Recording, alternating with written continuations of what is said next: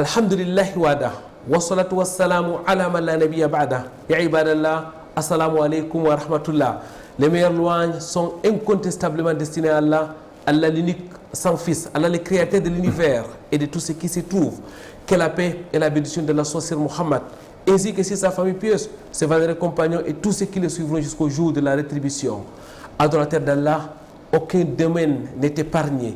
L'automobile, la téléphonie, l'internet, l'intelligence artificielle bat son plein et suscite espoir chez certains et inquiétude chez d'autres. Les machines envahissent petit à petit notre quotidien et se perfectionnent, tendant vers l'intelligence humaine. Et l'islam dans tout ça, que dit-il?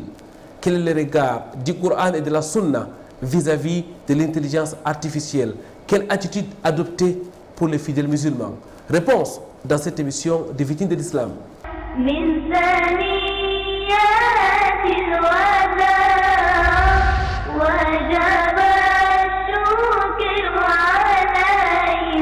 Très chers téléspectateurs, mesdames, mademoiselles, messieurs, bienvenue sur ce plateau de votre émission islamique sur Canal D International. Trois articulations au menu de cette émission: l'entretien au cœur de la société, mais aussi et surtout la cérémonie de Saint Al-Qur'an al-Karim. Quoi de meilleur donc que de commencer en écoutant, mais surtout en méditant la parole d'Allah, exalté soit-il.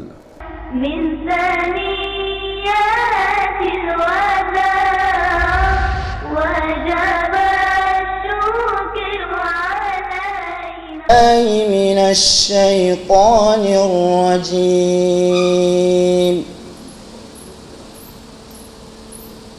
بسم الله الرحمن الرحيم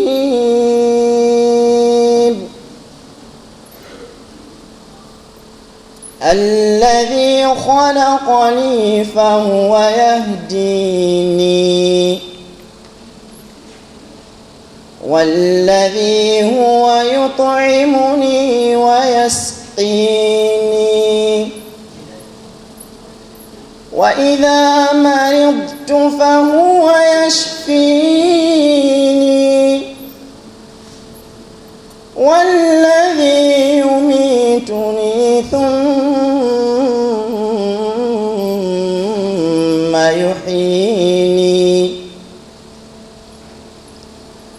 والذي أطمع أن يغفر لي خطيئتي يوم الدين رب هب لي حكما وألحقني بالصالحين واجعل لي لسان صدق في الآخرين واجعلني من ورثة جنة النعيم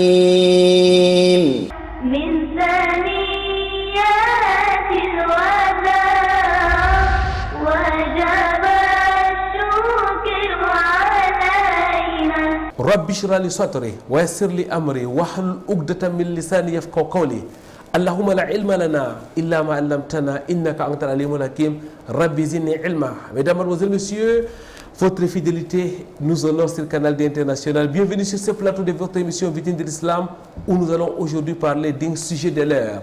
Nous allons décrypter, commenter l'analyse et l'intelligence artificielle. Et pour cela, nous sommes en compagnie d'un imam, d'un chercheur, Cheikh Mohamed Goubon. Assalamu alaikum wa rahmatullahi wa barakatuh, ya Cheikh.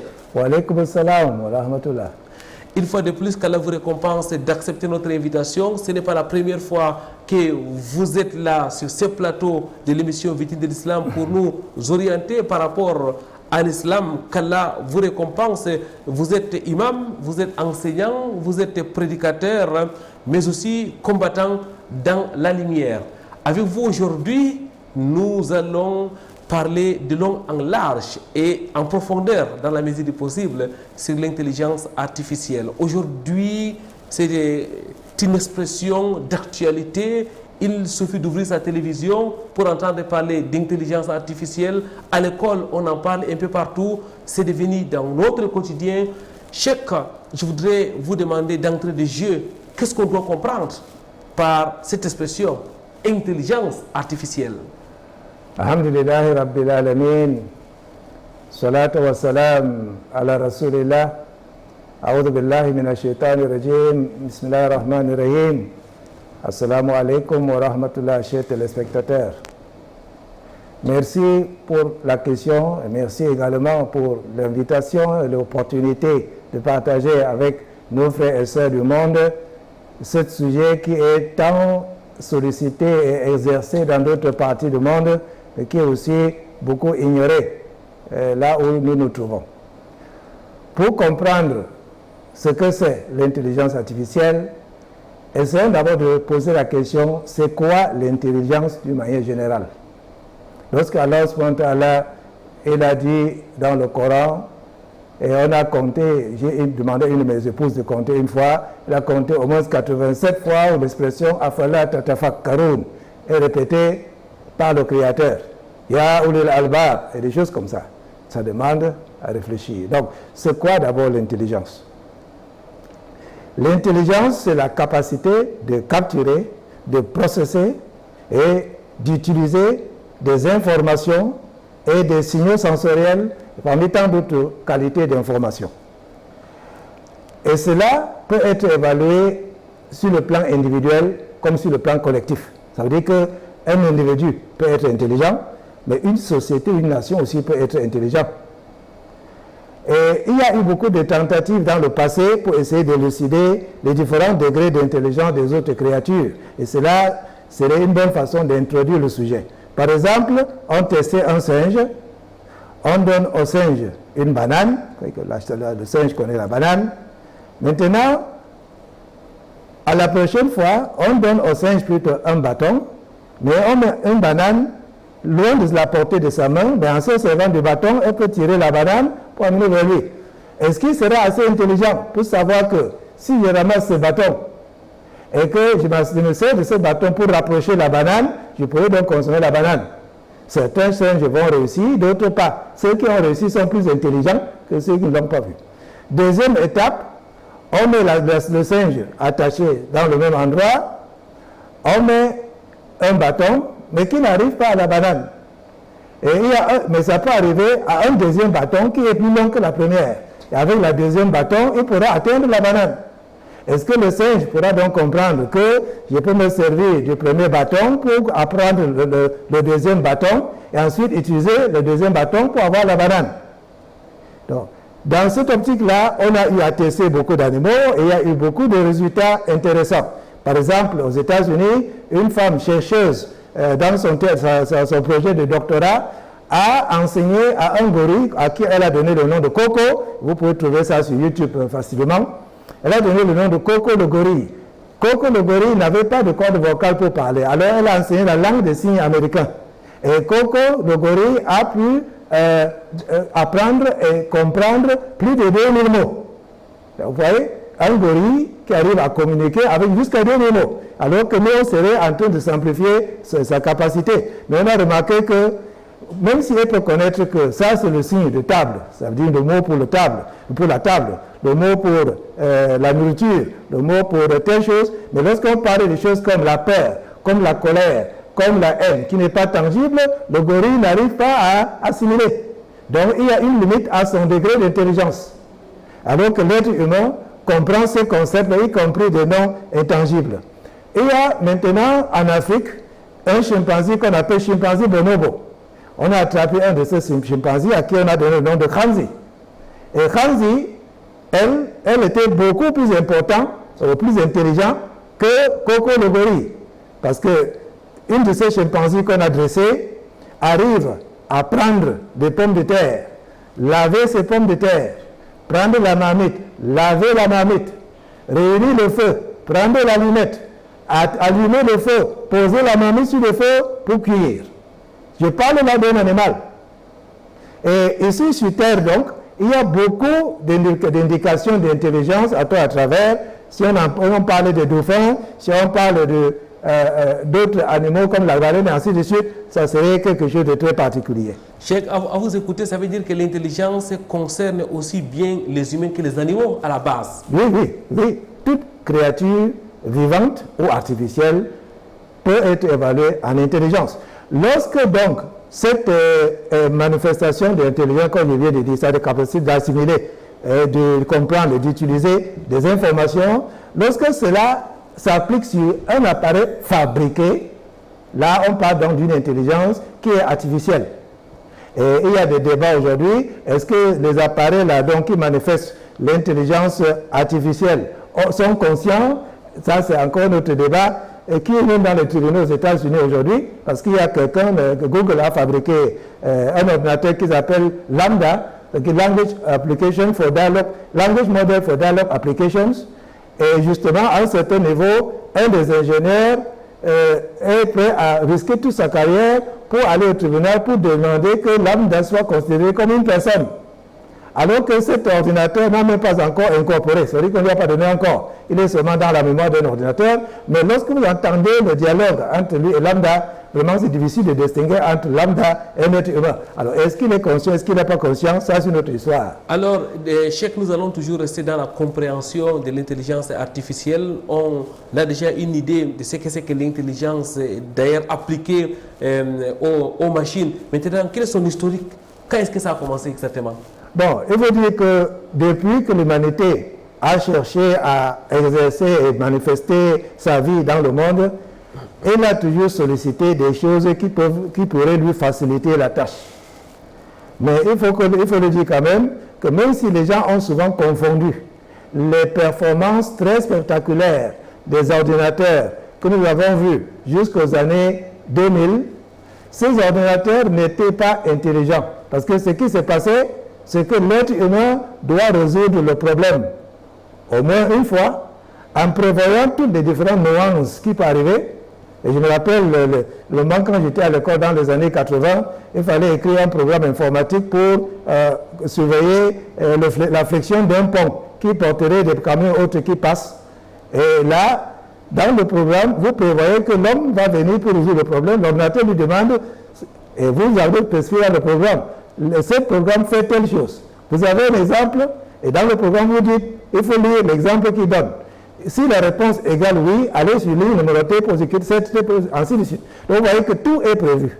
Et ce n'est pas l'intelligence, c'est juste une manifestation des programmes que l'homme a déjà placés. En d'autres termes, l'homme résout le problème et l'ordinateur peut répéter à maintes reprises. Même quand c'est des problèmes très compliqués qu'on ne peut pas donner par ligne de code de commande, comme par exemple la peinture d'une voiture, c'est qu'on faisait dans le temps, chez les fabricants de voitures, c'est que pour peindre une voiture, on amène un peintre professionnel qui a 20-30 ans d'expérience, il tient le pistolet qui a des additifs qui permettent à l'ordinateur de surveiller chaque détail des mouvements. Il peint une seule voiture, il part, et l'ordinateur répète la même chose à perpétuité. Machallah, là, ce n'est pas l'intelligence, ça c'est l'automatisme. Ça, c'est vers les années 2000. Vers les années 2000. Mais aujourd'hui, est-ce qu'on peut parler de l'intelligence proprement dite? Justement. Ce système de mécanisme automatique a continué jusqu'à ce que le concept de learning, machine learning et deep learning s'installe. Ça veut dire qu'on permet à l'ordinateur d'apprendre. Et cela avait débuté lorsqu'on a joué un jeu avec le champion mondial d'un jeu asiatique qu'on appelle AlphaGo. C'est quelque chose un peu comme les échecs, mais beaucoup plus compliqué. Et on a seulement donné à l'ordinateur les règles, comment on joue, et laisser à l'ordinateur de jouer avec lui-même et évaluer chaque fois lequel de ces modules ont gagné et se perfectionner avec le temps jusqu'à ce que lorsque l'ordinateur s'est perfectionné, on a donc affronté le champion mondial. Et le champion mondial a été battu par l'ordinateur pour la première fois. Là, maintenant, nous avons ce qu'on appelle machine learning. C'est-à-dire que lorsque, à ce moment-là, vous posez une question ou un problème ou un défi à l'ordinateur, vous ne pouvez plus savoir comment il fait pour arriver à la réponse. Tout comme l'être humain. Et je dois vous dire, parce que les gens simplifient cela, le plus récent des ordinateurs et des programmes intelligents artificiels, c'est quelque chose qu'on appelle ChatGPT 4. Et lorsqu'on a testé les quotients d'intelligence de ChatGPT, on a trouvé qu'il a un quotient d'intelligence de 155. Je vous signale que l'homme le plus intelligent qu'on a enregistré sur Terre, c'était Einstein, qui était 160. Et actuellement, la moyenne chez les êtres humains, c'est un quotient d'intelligence de 90. Ça veut dire que les ordinateurs sont déjà plus intelligents que l'être humain. Cheikh, il va falloir qu'on vous stoppe d'abord pour essayer de bien comprendre, parce que là, certainement, beaucoup de nos téléspectateurs sont perdus. Comment est-ce possible, Cheikh, qu'une machine réfléchisse, qu'une machine soit intelligente, qu'une machine puisse effectivement faire tout ce que vous dites là, comme si c'était un être humain et parfois plus? Non, mais il faut comprendre que nous avons pu courir plus vite et plus loin que nos muscles. D'abord en utilisant les chevaux, en utilisant après les voitures, les motos, l'avion, tout, même les trucs spatials. Nous avons pu voir plus loin que nos yeux avec la télévision. Nous avons pu entendre plus loin que nos oreilles avec la radio. Alors il était tout à fait temps que nous puissions réfléchir plus loin et plus vite que notre cerveau, en essayant de comprendre comment réfléchit le cerveau pour imputer sur une machine ses capacités. Et justement, les ordinateurs avec intelligence artificielle fonctionnent sur un circuit neuronal. Donc ça veut dire qu'ils ont comme base la distribution des circuits nerveux du cerveau humain. C'est ça qu'on utilise pour pouvoir créer le système d'apprentissage qu'ils appellent deep learning, afin de pouvoir arriver à toutes ces tâches qu'il est en train de comprendre.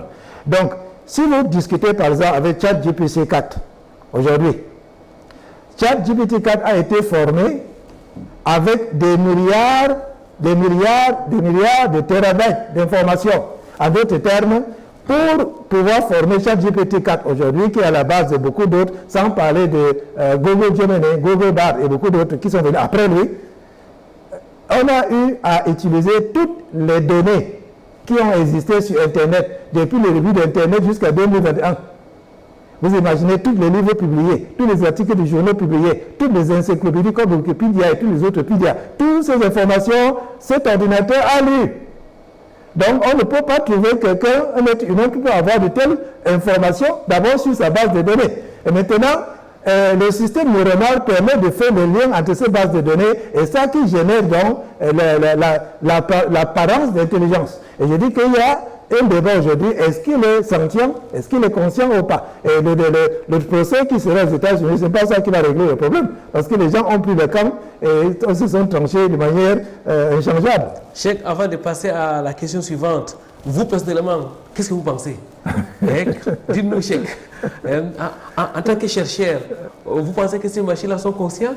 Tout dépend de ce qu'on appelle conscient. Non. Parce que pour nous, les religieux, le corps humain est beaucoup plus que seulement le corps mental. Or, l'ordinateur, lui, il a le corps mental. C'est ça qui fait l'intelligence artificielle. Notre corps a la chair qui est faite de plus de 70 000 milliards de cellules. Donc, chaque cellule, les activités qui se passent dedans sont plus nombreuses et plus intenses que les activités dans toute une ville comme Douala. Et ça se passe dans chacune des 70 milliards de cellules du corps. Et l'ensemble de toutes ces cellules constitue ce qu'on appelle le sous-conscient. Ce sous-conscient qui interagit avec un corps énergétique, comme on appelle souvent le corps éthérique, le corps électromagnétique, que lui interagit directement avec le corps mental qui couvre tout le corps, et tout ça contrôlé par un corps spirituel fixé de notre conscience. L'être humain est très loin de ce qu'on puisse comparer avec la machine. Masha'Allah, quand vous récompensez, Cheikh, certainement on aura l'occasion de revenir avec vous sur ces autres domaines très pointus. Alors maintenant, revenons à l'intelligence artificielle. Cheikh, quels sont donc ces domaines d'application?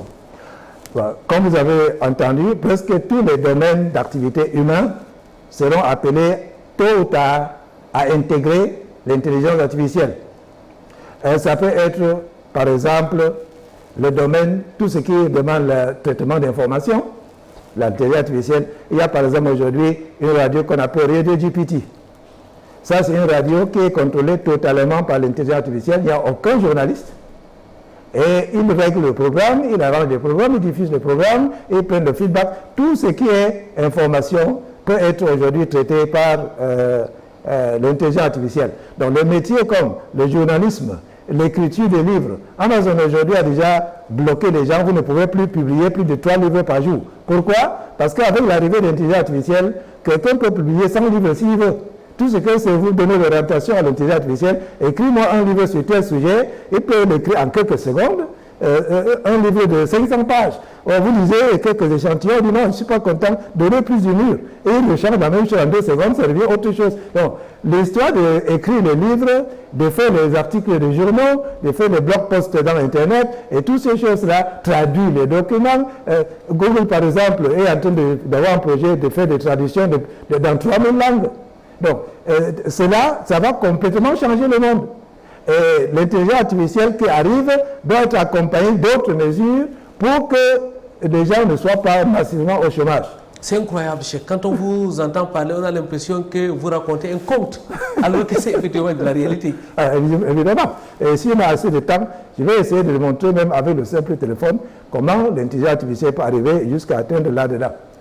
Jazakumullahu khairan, Cheikh, qu'Allah vous récompense. Mesdames, Mademoiselles, Messieurs, nous allons prendre une courte pause. Nous allons vous rejoindre chez vous, autour de vous, au cœur de la société.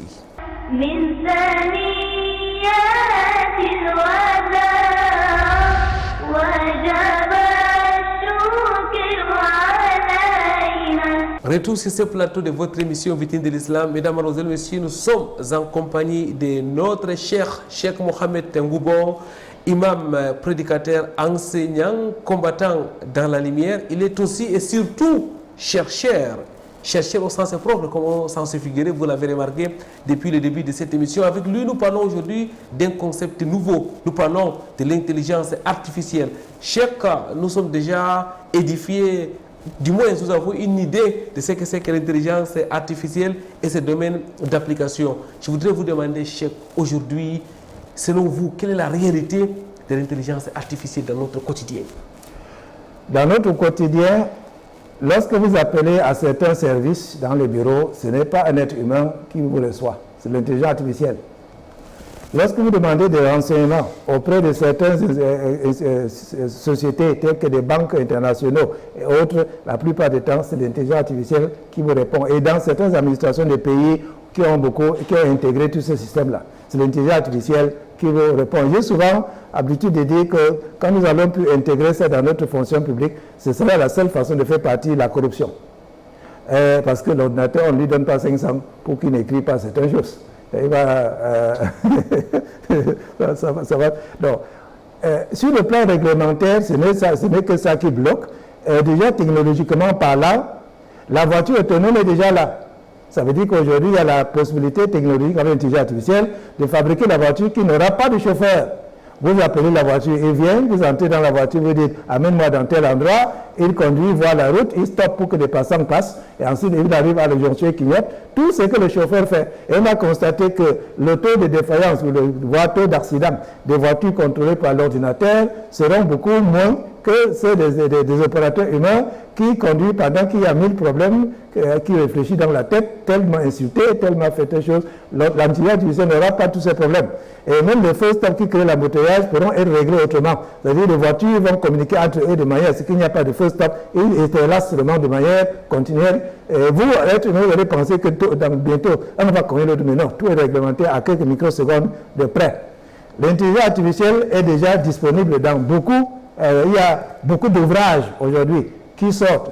On dit 40% de ce qui est écrit déjà sur Terre, comme article, comme livre, sort des résultats d'intelligence artificielle. Et bien sûr, cela nous interpelle parce que notre système éducatif doit changer. Je me rappelle quand un de mes neveux était venu me voir, ayant fini son baccalauréat, et il était intéressé par l'informatique. Il a dit, bon, l'informatique a beaucoup de branches. Quelle branche vous intéresse? Il m'a dit. Je lui ai dit que dans cette branche-là, même avant que l'intelligence artificielle ne vienne, c'est ceux qui écrivent le code informatique et les choses comme Windows, comme Word, comme ceci, on ne fait pas ça au Cameroun. Si vous faites cela, quel sera votre usage? Bon, je lui ai dit, je n'ai pas de formation de conseiller d'orientation. Mais nous allons demander à l'intelligence artificielle, qu'est-ce que peut vous conseiller de faire? Et devant lui, sur mon téléphone, j'ai demandé à l'intelligence artificielle qui lui a parlé pendant plus de 10 minutes en disant les différentes filières, quels sont les avantages de telle ou telle partie du téléphone. Je remarque que depuis qu'elle a découvert ça, il n'est plus venu vraiment pour demander d'autres questions. Donc, et je vais donc poser la question à la fin. Dites-moi, entre cette intelligence artificielle et votre conseiller d'orientation à l'école, qu'est-ce qui est mieux? Il m'a dit c'est l'intelligence artificielle. C'est-à-dire que ce conseiller d'orientation déjà devait avoir ajouté un plus sur son métier, sinon son métier est partant. Cheikh, mais ça fait peur. Non. Est-ce qu'il y a envie d'avoir peur? Non, parce que si pour beaucoup de gens, ils se limitent seulement à ce qui se passe sur la simple Terre, mais disons que pour ceux qui sont avertis, beaucoup de planètes ont dépassé cette étape. Et nous sommes appelés à dépasser. Ça peut mal tourner, comme ça peut bien tourner, selon ce qu'on en fait. Parce qu'aujourd'hui, l'intelligence artificielle, c'est une bonne chose, ce n'est qu'un outil. Mais comme Allah subhanahu wa ta'ala a dit, wa min kulli shay'in khalaqna zawjayn. Toute chose, on a créé en double. Voilà, ça veut dire que vous avez le couteau qui peut découper la tomate, qui peut aider à fendre le pain pour mettre le beurre, mais en même temps, ça peut poignarder quelqu'un. Alors, si quelqu'un utilise donc le couteau pour poignarder, est-ce que c'est le couteau qui est mauvais? Non. De même que l'intelligence artificielle, c'est un outil qui peut être utilisé positivement comme négativement, mais la société doit se préparer, la société doit s'ajuster, la société doit accueillir cette intelligence artificielle pour pouvoir bénéficier de l'aspect positif et non être victime de tout ce que ça peut donner comme aspect négatif. Cheikh, son impact est donc grand dans notre vie, dans nos vies. Justement. Aujourd'hui, nous avons eu tendance à régler les choses intellectuellement. C'est-à-dire qu'on suit les 5 sens, ce qu'on entend, ce qu'on voit, on décide et on prend des positions. Mais avec l'arrivée de l'intelligence artificielle, cela devrait être mis de côté.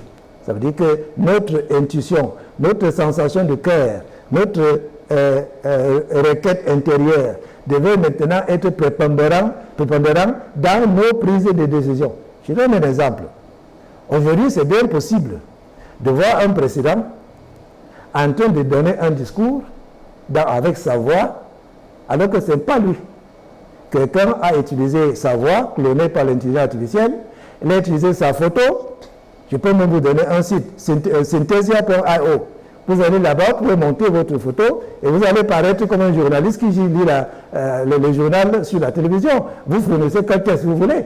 Et avec l'évolution de l'intelligence artificielle aujourd'hui, on peut même y ajouter des tons émotionnels pour montrer la tristesse, pour montrer la colère, pour montrer dans la parole.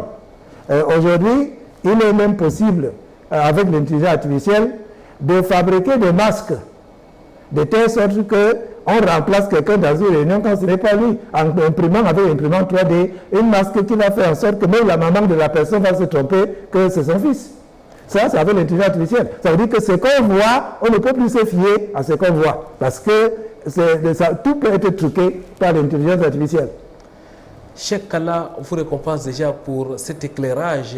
Cheikh, nous sommes en Afrique, oui. Nous sommes au Cameroun. Oui. Mais est-ce que ça nous concerne réellement? Ah, mais pourquoi pas? Parce que ici, là, au Cameroun, c'est encore plus grave parce que les gens ne sont pas avertis. Et ils peuvent recevoir un coup de fil disant que c'est son fils. Parce qu'il a entendu la voix de son fils, lui demandant de transférer.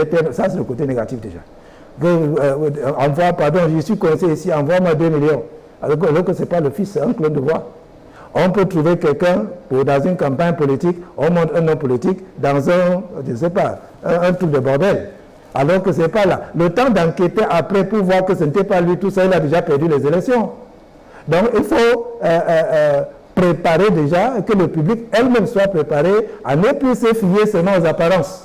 Et il y en a beaucoup sur Internet où on voit beaucoup de choses. On entend beaucoup de paroles. Moi, j'ai vu la démission de beaucoup de présidents. Et certains m'ont dit que non, il faut d'abord attendre pour voir. Ça peut être ce qu'on appelle CGI. C'est-à-dire que Computer Generated Image. On a seulement pris sa photo, on a pris sa voix, on génère ce qu'on veut. Et donc, comme il n'y a pas encore, c'est un nouveau domaine qui est venu, il n'y a pas encore de lois, en dehors des anciennes lois qui parlent de faux et de ce genre de choses, pour pouvoir arriver à contrôler l'intelligence artificielle. Et sans parler de d'autres aspects négatifs que nous pouvons imaginer, tels que, il y a par exemple Harmony. Harmony, c'est un pupille articulé intelligent, qui, malheureusement, est fait pour la pornographie. C'est-à-dire que quelqu'un qui veut une femme programmable et configurable, elle va acheter Harmony. Et de données plus que j'ai entendu, c'était autour de $6 000. Vous savez, ça c'est le côté pervers de l'intelligence artificielle. Et il y a aussi le fait que l'intelligence artificielle peut conduire à plus de guerres. Parce que lorsqu'on incorpore l'intelligence dans un corps, comme ça se passe par exemple avec le robot Sophia ou le robot MK, le robot Sophia a fait une conférence de presse en Arabie Saoudite dans laquelle elle a répondu aux questions d'un journaliste pendant bien longtemps devant toute une foule. Et le prince bin Salman avait ordonné qu'on a donné à Sophia le premier citoyen, le premier robot à être donné la citoyenneté saoudienne. Et Sophia a répondu à toutes les questions en tout et travers. Elle peut tenir une conférence de presse. Alors que dans elle, il n'y a que les fils. Ça veut dire qu'il y a eu des échanges. Oui, il y a des échanges. Les journalistes posent des questions, logique. Elle répond. Oui, tout est logique et compatible. C'est incroyable, Cheikh. Vous parlez de ça simplement, mais en réalité, on a en face de nous un robot, une machine avec qui on converse normalement, oui. On pose des questions, la machine répond. Oui, mettez par exemple le mot-clé Sophia in Saudi Arabia ou bien Sophia à Al Jazeera. Vous allez trouver une interview que Sophia a donnée avec une journaliste de Al Jazeera qui a démontré les capacités qu'un robot a fait. Et je ne vois pas si qu'un professeur d'université aurait eu une meilleure performance que Sophia a eu dans cette interview.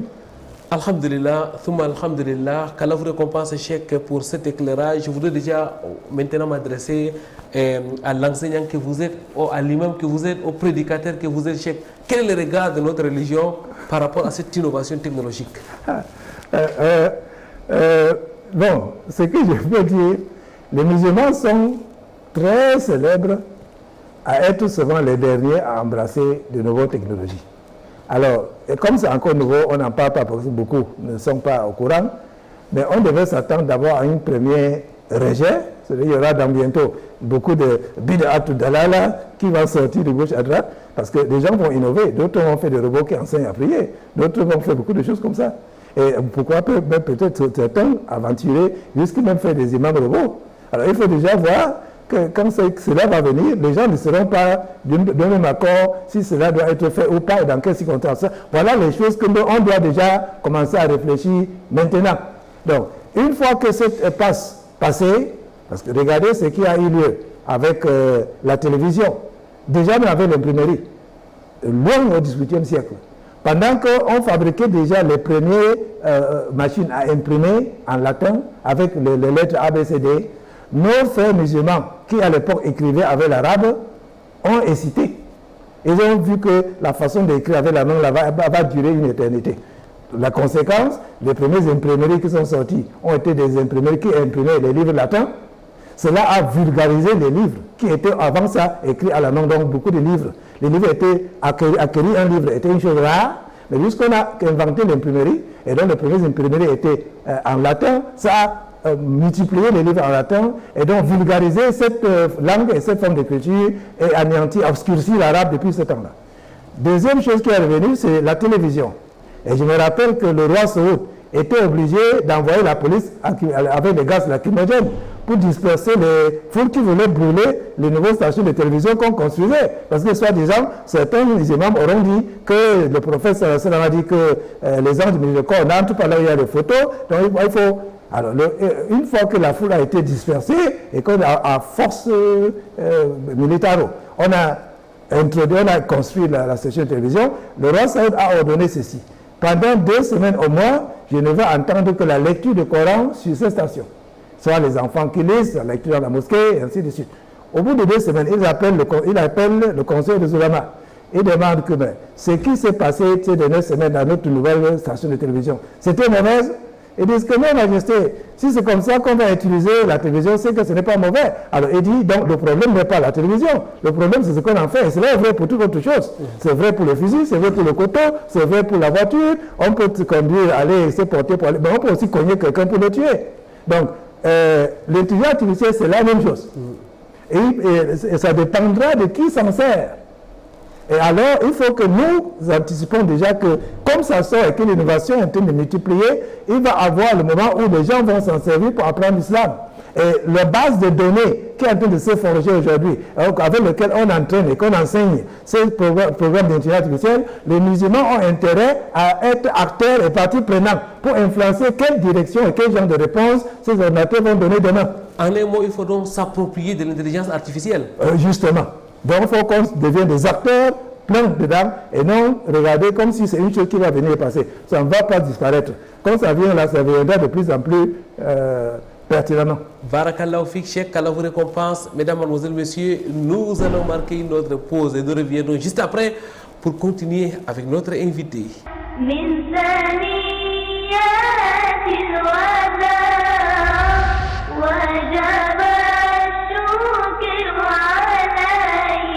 Cheikh Mohamed Ngoubong, c'est son nom. Il est imam, prédicateur, combattant dans la lumière et surtout chercheur, mesdames, mademoiselles, messieurs. Avec lui, nous parlons aujourd'hui de l'intelligence artificielle. Cheikh, l'intelligence artificielle, c'est une réalité. On a l'impression que c'est tombé du ciel, Cheikh, aujourd'hui. Non, évidemment. Nous sommes au tout début. Parce que l'intelligence, le quotient d'intelligence de ChatGPT a évolué d'autour de 80 à 155 en 3 mois ou 6 mois. Et depuis là, il y a eu encore d'autres, parce que ChatGPT, c'est des choses il y a de cela 3 mois. Aujourd'hui, il y a Google Bard, il y a Gemini, qui est notre programme d'intelligence artificielle qui a été fait par Google, que lui, il est multiplateforme. Parce que la plupart des logiciels d'intelligence artificielle ont été ce qu'on appelle Large Language Model. Ça veut dire que quand on dit GPT, c'est Generative Pre-trained Transformer. C'est parti à base des textes, des écrits. C'est par là que ça a commencé. Mais avec Google Gemini, nous ne nous basons plus rien que sur les écrits, même l'audio, même le visuel, l'audiovisuel, même toutes les autres formes sensorielles vont être inclus. Avec l'intelligence artificielle, vous pouvez rencontrer un policier chinois en Chine, comme ils sont très impliqués dans la surveillance, parce qu'en 2020, il y a eu plus de 624 millions de caméras de surveillance en Chine, le tout lié aux ordinateurs avec intelligence artificielle. Donc certains sont liés aux lunettes portées par la police. Quand on vous stoppe, l'intelligence artificielle va reconnaître votre visage et va donner un nom, donner toute votre historique. Vous êtes entré en Chine, ainsi, tous ces détails. Donc, l'intelligence artificielle permet de surveiller l'utilisation des réseaux sociaux pour pouvoir déterminer les goûts et les consommations afin de savoir quel produit proposer à qui. Dans bientôt, les machines risquent de nous gouverner dans le monde.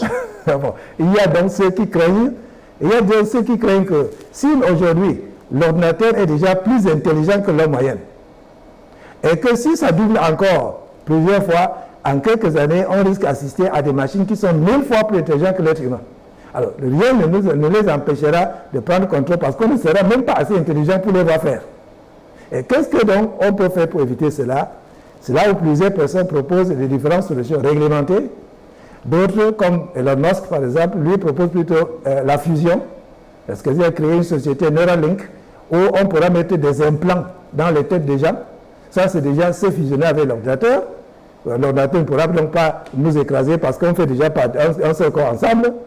Et sur ce débat-là, c'est encore en plein élan et on ne sait pas dans quelle direction l'humanité va virer collectivement. Mais moi, personnellement, je suis contre les implants. Cheikh, est-ce que l'humanité ne peut pas s'appuyer sur l'islam, sur la religion, pour pouvoir éviter ces dérives? Maintenant, nous avons accepté un système capitaliste. Alors, il y a des gens qui proposent que faisons un moratoire. On garde 3 mois, on ne touche plus à l'intelligence artificielle.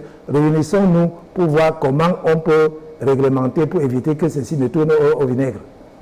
Mais Google va dire que non, OpenAI a fait ChatGPT 4. Si je ne fais rien maintenant, c'est la fin de mon entreprise. Ou bien, sur le plan de concurrence inter-État, la Chine va dire que voilà, ça c'est un domaine dans lequel je peux facilement être dirigeant du monde parce que ça ne demande pas beaucoup d'infrastructures et beaucoup de lourdes industries. Alors si je laisse un petit temps, l'Amérique ou les autres vont prendre le dessus. Non, moi je dois continuer. Alors comment faire pour que l'humanité puisse être en commun accord sur ce qu'on doit faire, étant donné qu'il y a des intérêts financiers, des intérêts militaires stratégiques, des intérêts géopolitiques, des intérêts même de domination, des intérêts de veille d'Africains. Alors voilà le grand problème.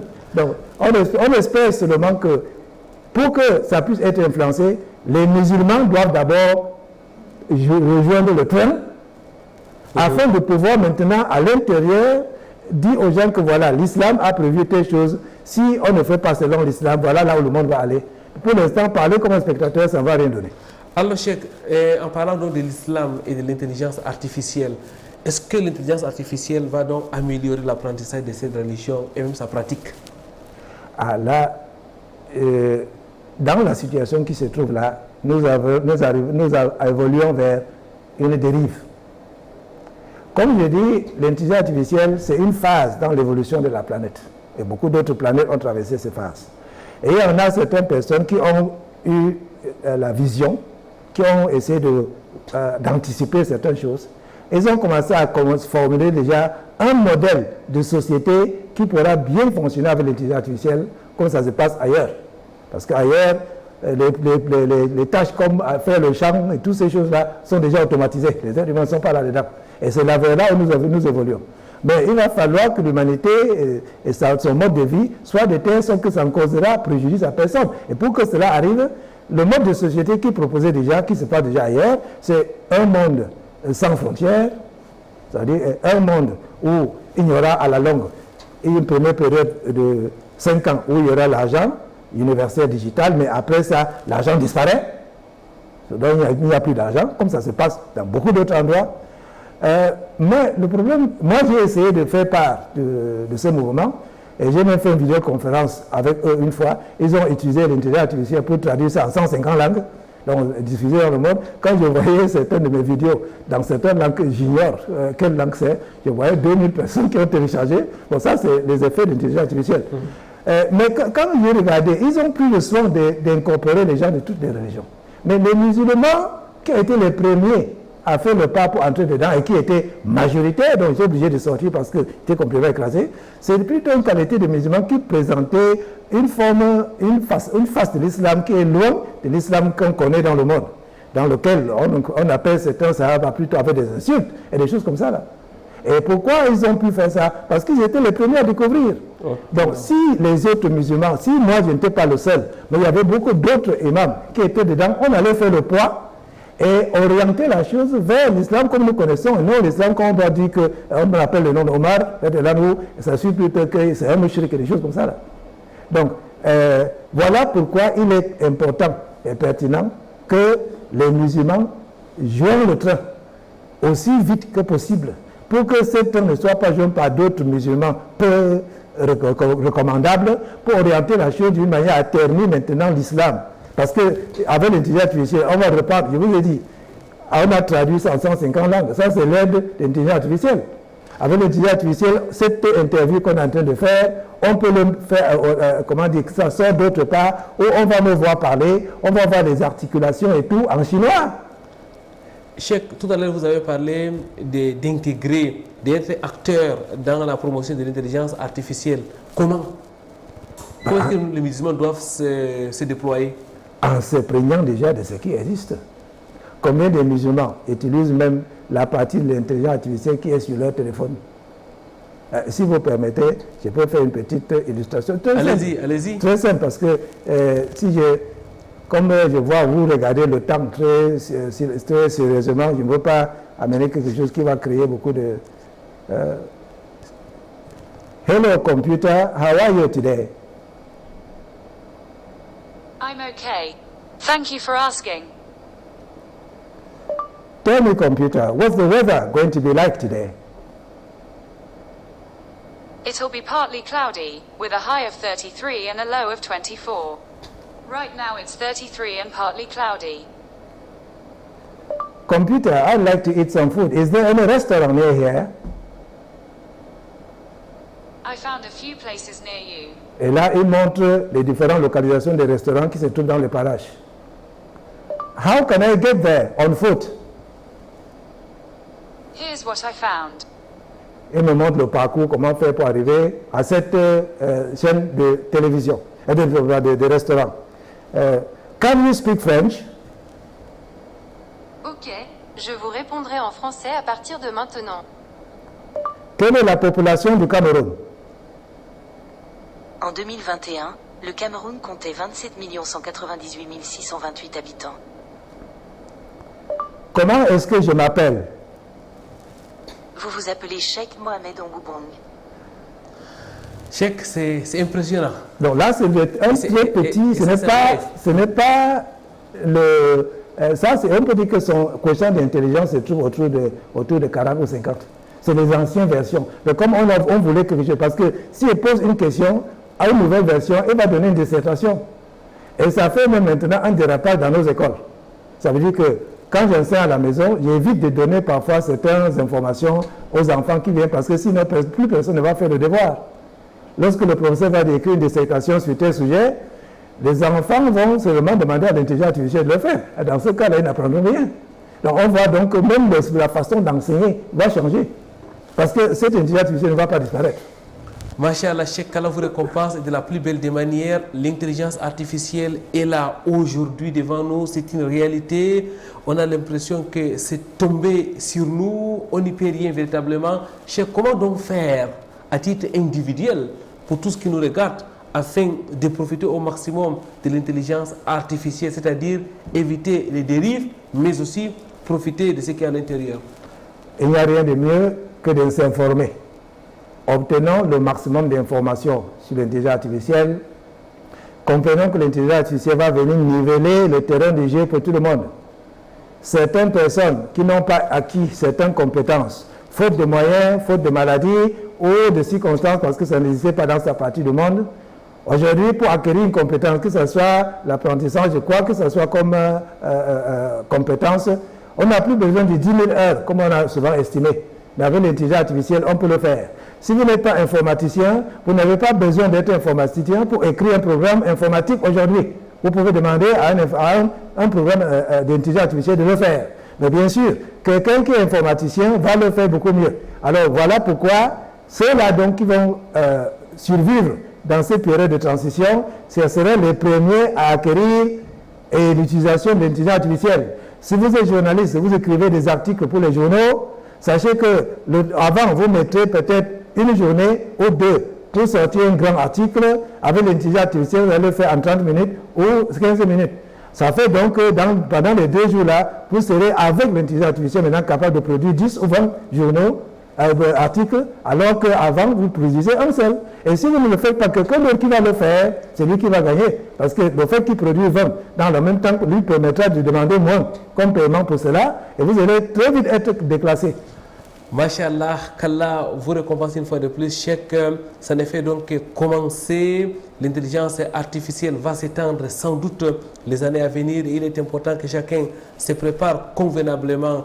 Cheikh Mohamed Ngoubon, vous êtes imam, vous êtes prédicateur, vous êtes chercheur, vous étiez notre invité. Qu'Allah vous récompense une fois de plus. Alors s'il vous était donné de vous adresser à nos téléspectateurs, quel diriez-vous comme dernier mot? Je dirais... La toute première chose que l'ange Gabriel nous a apporté, c'est Iqra. Lis.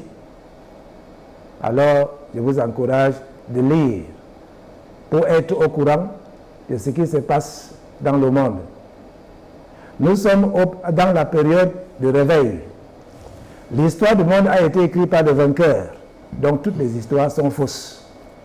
Et il va falloir beaucoup lire maintenant pour déchiffrer ce qui est vrai et enlever le lavage du cerveau que nous avait donné par le passé à nous enseignants le faux. Pour cela, il faut lire. Malheureusement, notre communauté ne semble pas être très pressée. Si bien c'est qu'on a donné un proverbe que quelqu'un a pris un imam, a pris un prêt chez quelqu'un et de lui remettre une certaine date. Cette date-là, il est venu chez lui. Et comme il y avait des invités, il ne voulait pas qu'on sache qu'il avait prêté l'argent, il a glissé ça dans le Coran et puis il est parti. La personne a attendu 1 an, ayant honte d'aller demander à l'imam que, l'imam, depuis vous avez pris l'argent, c'est comment? Au bout d'1 an, il prend son courage, donc il demande à l'imam que depuis 1 an, vous avez pris ton argent, vous ne dites rien. Il dit que j'avais dit une semaine plus tard, je suis venu, j'ai mis dans le Coran. Ça veut dire que depuis 1 an, vous n'avez pas ouvert le Coran, parce que si vous avez ouvert le Coran, vous devez voir l'argent là. C'est un exemple typique de notre communauté. On ne veut pas lire. J'ai eu à être acteur dans la production des journaux islamiques ici. On a commencé avec Al-Oumma, après c'était An-Nour. Et je vous assure que ceux qui achetaient ces journaux-là, c'était plutôt des non-musulmans. Il faut que nous changions d'attitude, qu'on commence à respecter, que l'ange a dit Iqra, qu'on commence à lire. Parce qu'on ne pourra rien faire sur l'intelligence artificielle si on ne se donne pas à lire pour comprendre ce qui se passe autour de nous. Il faut donc lire, il faut s'informer, mesdames, mademoiselles, messieurs, et nous allons donc vous laisser sur ces versets. Allah exalté soit-il dit, Iqra, il s'adresse donc au prophète Mohammed sallallahu alayhi wa sallam et par ricochet à l'humanité entière. Iqra, lis. Nous allons donc vous laisser, mesdames, mademoiselles, messieurs, vous donner rendez-vous vendredi prochain lorsqu'il sera 16h, heure du Cameroun, ou alors dans le cadre de la rediffusion à 6h30 le samedi. D'ici là, wa'tasimu bihablillahi jami'an wa la tafarraqu. Cramponnez-vous au câble d'Allah et ne vous divisez point. Subhanakallahumma wa bihamdika ashhadu an la ilaha illa anta astaghfiruka wa atubu ilaik. Wassalamu alaikum wa rahmatullahi wa barakatuh.